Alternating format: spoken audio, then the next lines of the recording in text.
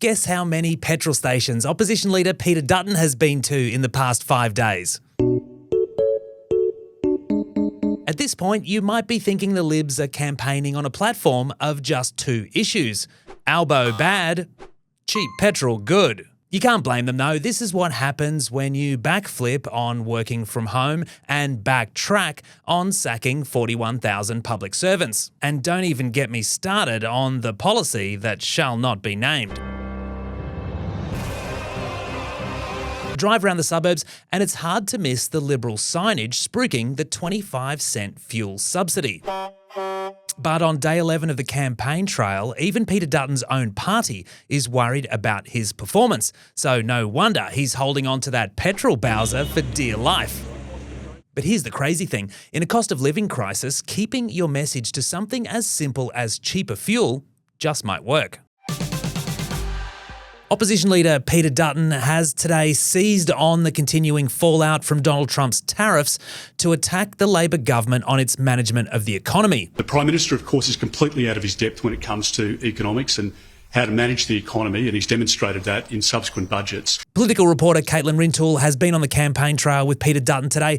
Caitlin, what did the opposition leader have to say about that big scary R word, recession? He was asked if there was going to be a recession in Australia, and of course, it's not something that he would want to say or put a position out on.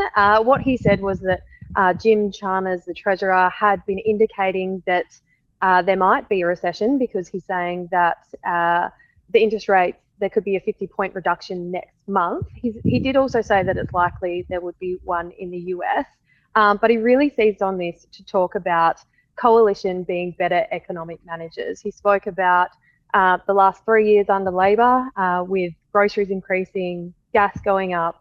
He really sunk his claws into coalition's sweet spot. They love talking about being better economic managers. They have done it for previous elections. So Peter Dutton took to a press conference today to really spruik that.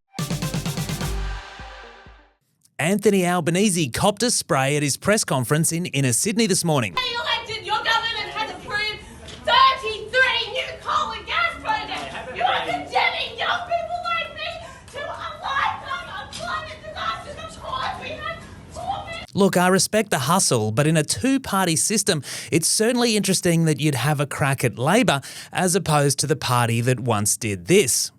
This is coal. Don't be afraid. Don't be Treasurer, scared. the Treasurer knows the rule on crops. Federal politics reporter Ellen Ransley, how did Albo handle the heckler? I've got to say, it took the press pack by surprise. We were in a headspace in the Prime Minister's electorate this morning. It was pretty tightly controlled. We were all in a small room together. There's been quite a lot of security presence in the last week of this campaign. We've obviously seen a few protesters now.